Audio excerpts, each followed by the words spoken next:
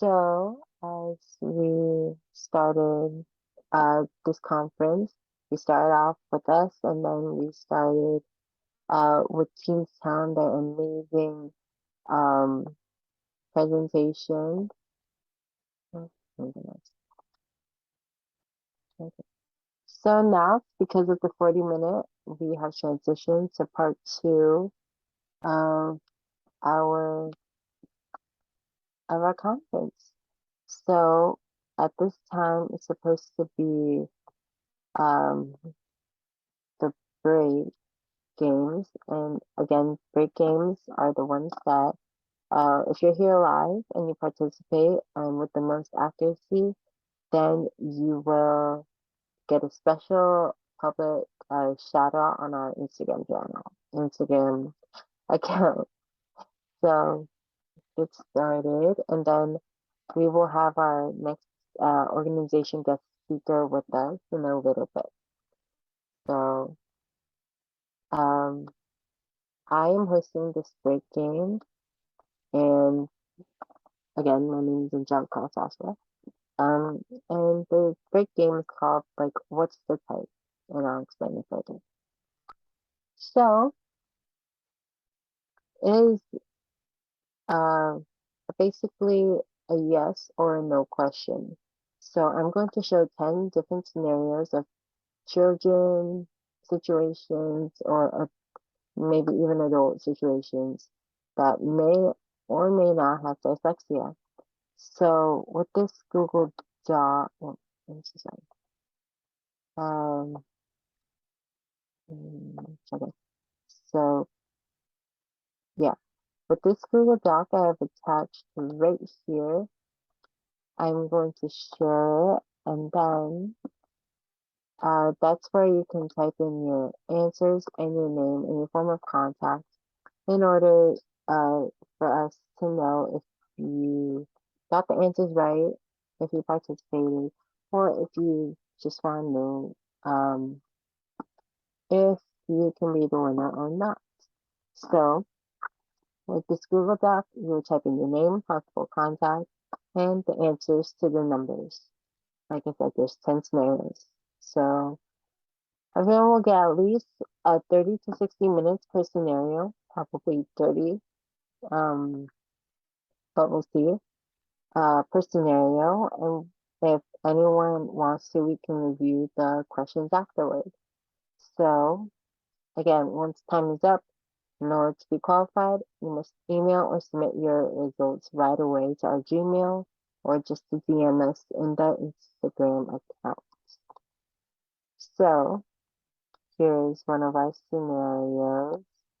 Um, it is it phonological dyslexia or not? So the first scenario, an adult has been given pills from its medical doctors, but it was confused of what to do with them, to prescribe them or describe them. What do you think the problem was? And also, um, what the scenario may be, phonological dyslexia or not. I will give you about 30 seconds.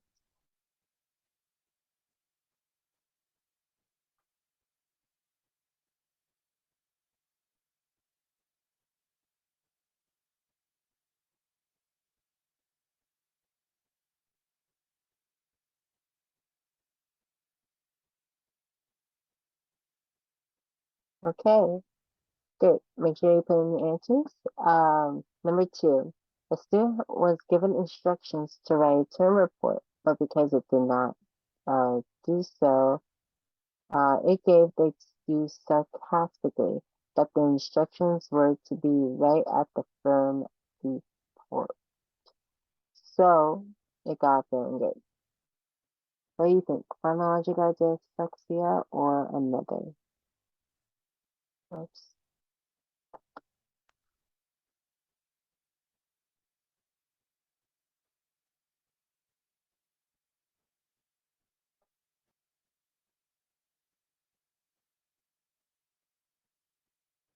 Okay, on to the next one.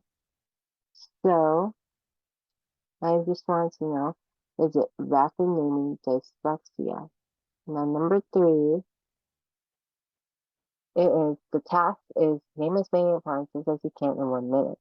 He should try to see himself walking through each room in the house in his mind's eye, while knowing the appliances in the kitchen, laundry room, bathroom, etc. as a treatment. So, is it? Is it not?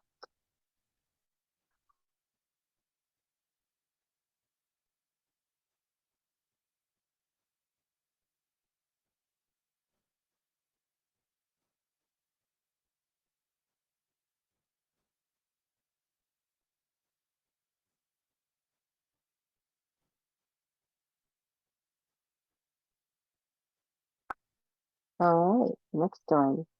Um, you are giving an item presentation in your foreign language class when your first language is actually English. When your first language is English. You have not studied your flashcards enough to memorize the translated words from English to that foreign language. So you forget or mess up on the items' names translating in a foreign language in front of your whole class with trouble. So, like maybe Spanish to English. You're given a clock and you're supposed to memorize what a clock was. So you forgot and you can't translate from English to Spanish. I'll give you about 30 seconds to do so. And this should be our 4 out of 10 scenario so far.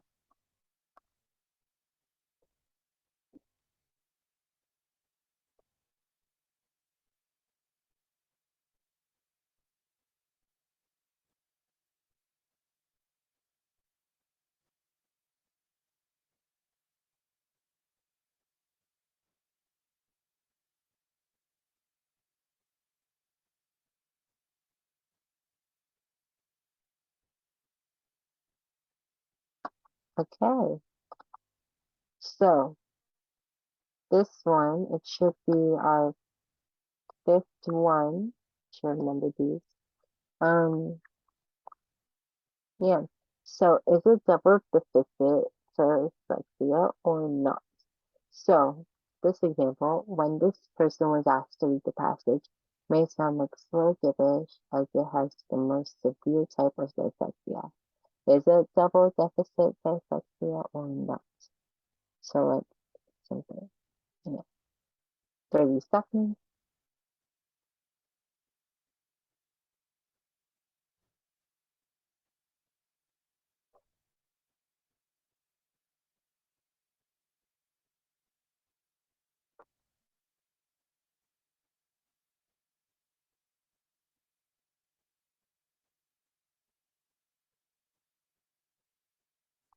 Next one. The student is called up by the teacher to read the instructions aloud in the class. However, even though it can say the words, it has a slow reading speed. So transitioning, it can say the words, but it's very slow in reading.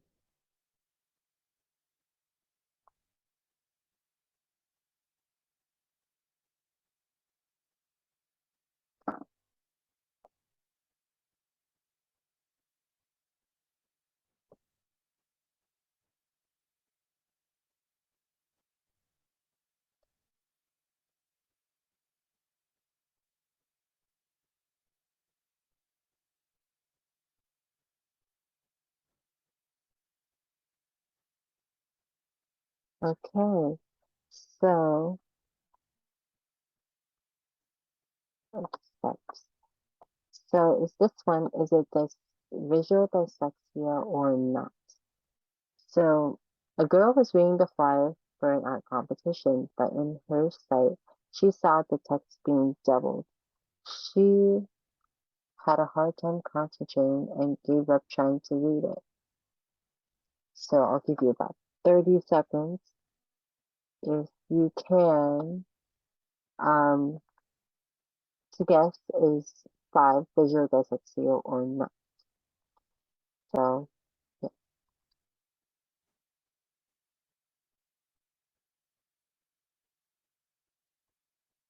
We're about done. I think this is our seventh or sixth. So the last check again.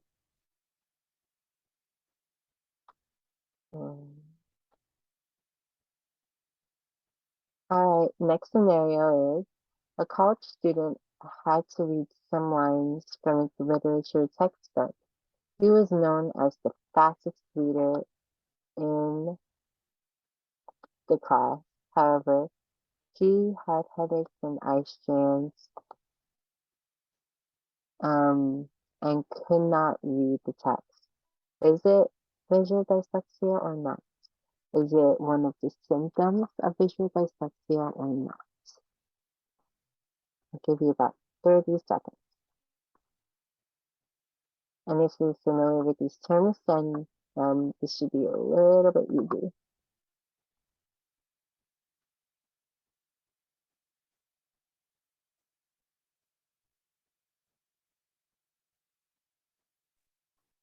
All right, 30 seconds left.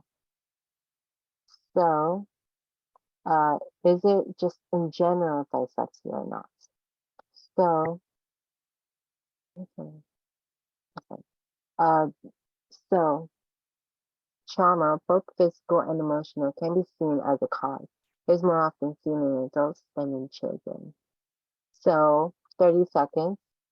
Is dyslexia, can trauma be the cause of dyslexia, both physical and emotional? About 30 seconds.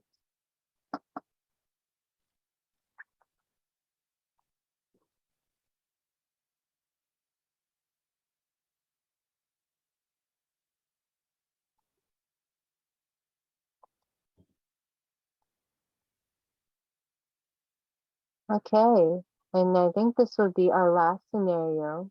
So, a janitor may try to clean the bathrooms, but did not know which one, so he went to a different room he wasn't allowed into. And he claimed that he went to the correct bathroom, that what he was told. Um, so his boss gave him the name of the bathroom, but never showed him where. So he claimed that the boys' bathroom is supposed to be spelled PECS, right? And so he was confused. And is this dyslexia or not?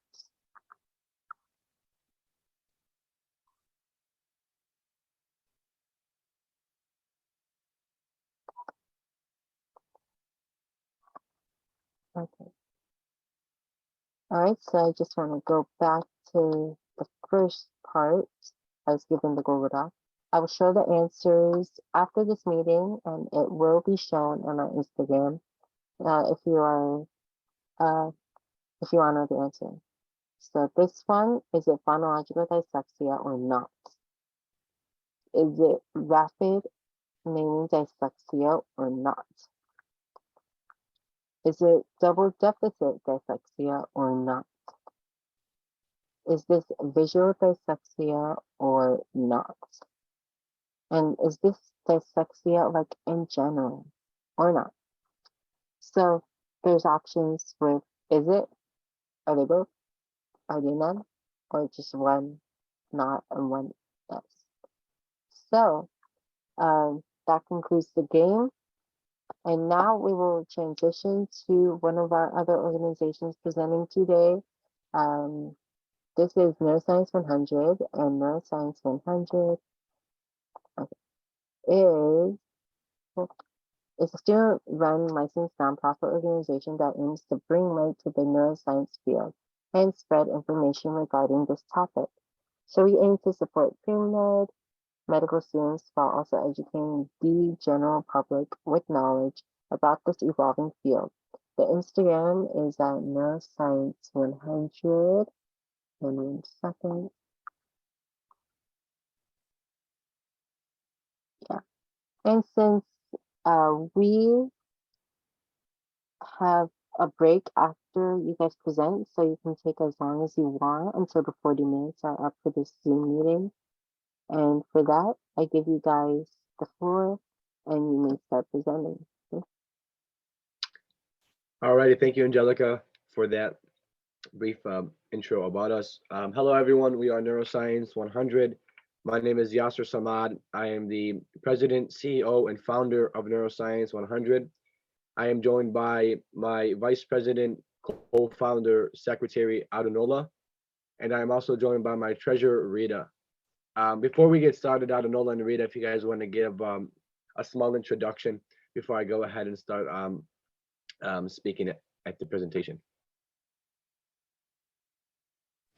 Hi, all. My name is Adanola, and like I said, I'm the Vice President, Co-founder, and Secretary of Neuroscience 100, and thank you all for having me.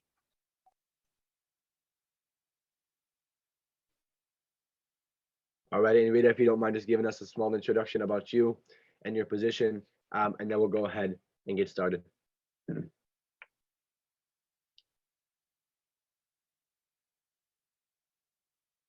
Hey, Rita, are you there?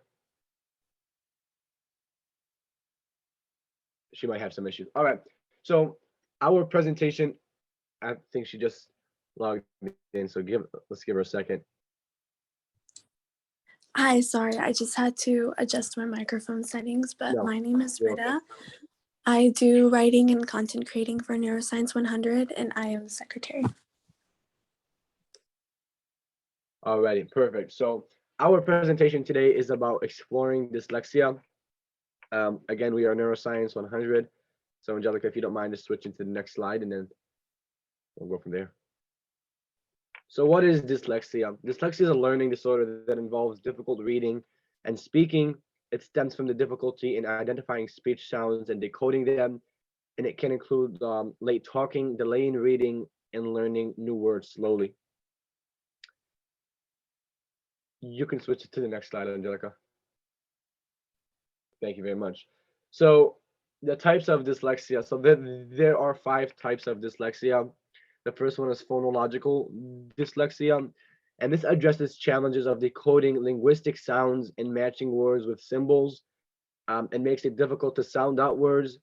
And it's thought to be the most common type of dyslexia. So I know when we popped in here, you guys were talking a little bit about the types. So I'm just going to briefly explain a little bit about these types. And the second type is the rapid naming dyslexia. It's present in those who find it difficult to quickly name colors, numbers, and letters. And third is the double deficit dyslexia. It's a struggle with identifying sounds and words and speech. In speed when it comes to naming. It's regarded as most severe. It's a combination of the rapid naming and phonological. So double deficit dyslexia is both rapid naming and phonological kind of combined. And then the fourth one is surface dyslexia. It can sound out new words, but struggles to identify familiar words at a glance. This kind of dyslexia makes it more challenging to sound out words that need to be memorized since they don't sound like their spellings. And lastly is visual dyslexia. It's trouble recalling what was read on the page. This affects visual processing and the ability to learn how to spell or form letters. So usually you are going to see the visual dyslexia at school, right? If a person or individual isn't able to read something, or if they're reading, all they see is like, scrambled words, and they can't really pronounce them, they can't spell them, and they can't form their letters and words. And Angelica, if you don't mind just switching to the next slide for me. All right, so what happens if you have dyslexia? The first thing you want to do is talk to your family doctor. You want to talk to your family doctor. Obviously, if you're under 18, talk to your pediatrician. And that's where the family doctor really goes into, deeper. He's going to take tests. He or she's going to take tests for you, and then they're going to go for you from there. But the first thing you always want to do, if you think you have dyslexia, or if you think a family member, a loved one, or a relative has dyslexia, the first thing you want to do is talk to their family doctor. The second thing you want to do is involve the child, school, and teachers by seeing how they perform in the classroom in relation to standards and other students.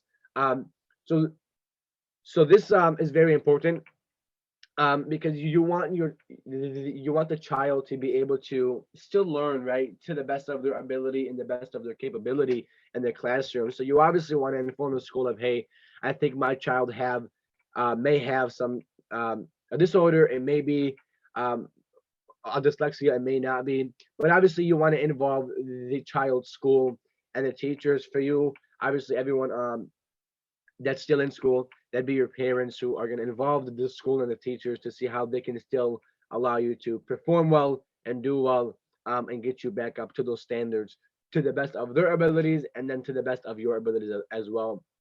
The next thing, and this is also very important, is you're going to want to get further testing done through a pediatric neuropsychologist to confirm the diagnosis.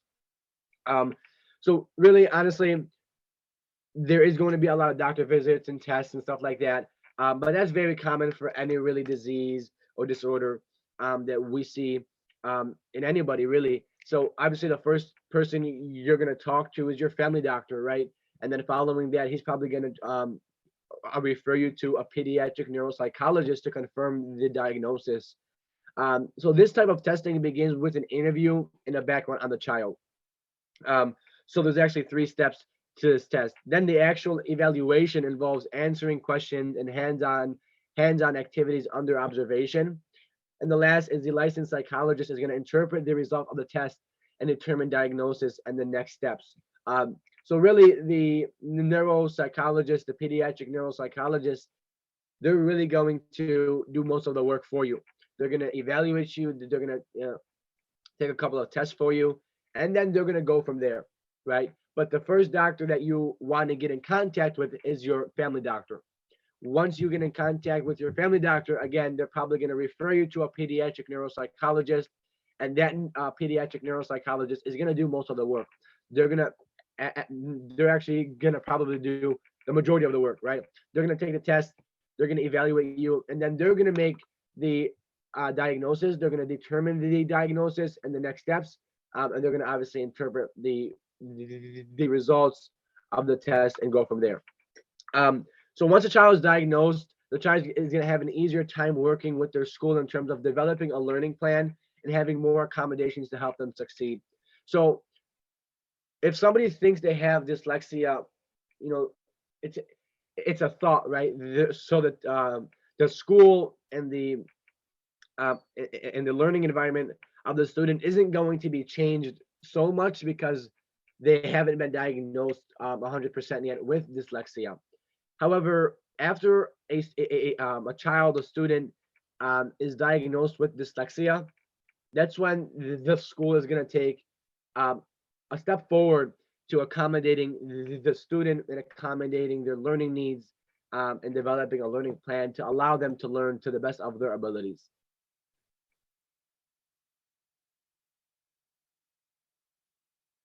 All right, so now I'm going to pass it on to Adenola, my co-founder, vice president, and secretary. And then following Adenola, we are going to be hearing from Rita. So I'll hand it over to Adenola for the time being. So next we're going to be talking about what it is like for a dyslexic child and what that experience is like.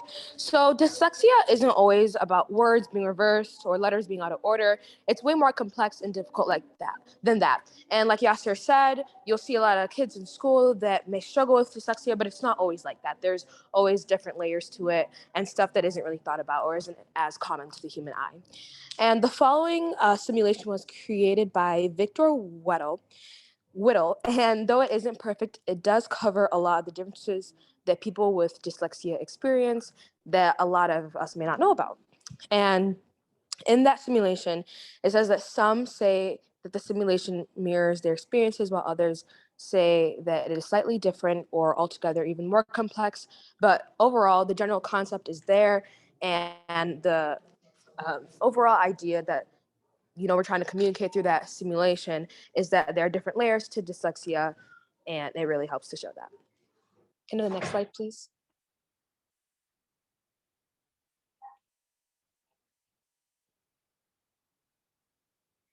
Okay, so this slide looks like what it's like for a dyslexic person. They might not see, like, as you can see with these different charts, they might not see like the full letters, which makes it more difficult for them to comprehend or to read it. And it just kind of shows those different layers. So it's not necessarily about not being able to read, but it's like not seeing the whole word or the whole letter. And these charts just kind of show that.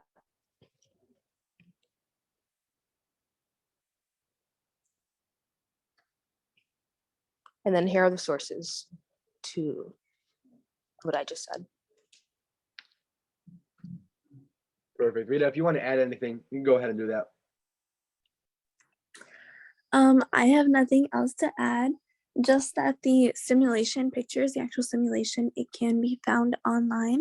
And I believe they are still making adjustments to it as it's continuing to getting updated. So that is something interesting to check out if anybody wants to. Perfect. So the sources, if you're interested in reading deeper about these sources, you can always email me at president.neuroscience100@gmail.com, and I'll go ahead and grab you all these sources and send them to you. But to wrap things up here, first I want to thank Angelica and Our Neurotruth of Life in general for having us here. It was great being here. It was great talking to everyone here. I hope you all learned something today, and I hope you guys took away something from dyslexia. And I also hope that we can come together, right, sometime to hopefully cure dyslexia as future doctors and future PAs and nurses. But that's it for us here from Neuroscience 100. Again, I appreciate all of you.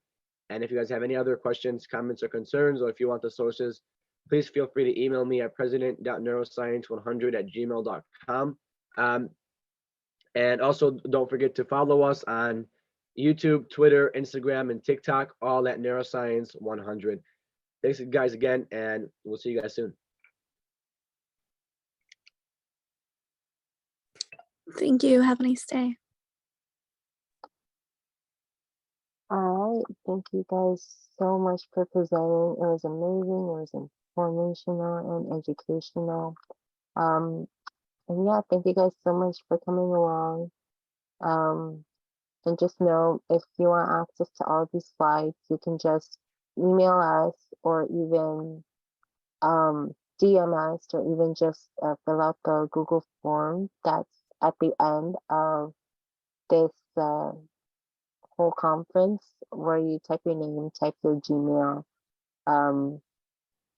and that would be it. If you want access to all these slides, which I highly suggest so, since it's been 2 days. So yeah, and if anyone does have questions, please feel free to message any of us, or like the presenters in general. So as of now, we are supposed to be taking like an additional break, or even Q&A if anyone does, until another organization will present with us today at 10:30 a.m. So we may need to transition again to a different Zoom link that I will modify in our link tree if you want to join them and us for their presentation.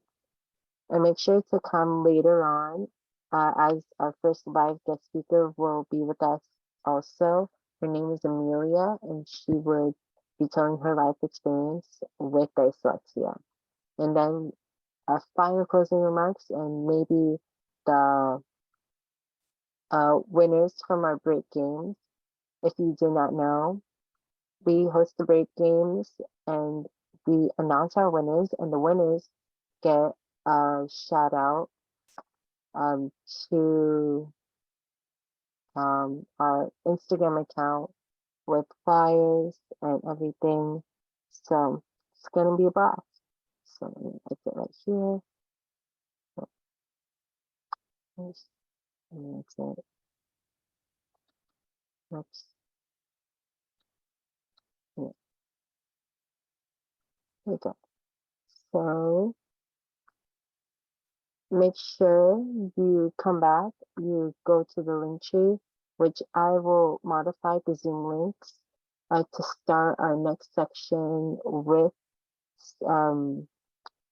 synaptic interaction, where they will give their piece. And that's it. So 10:30, and thank you guys.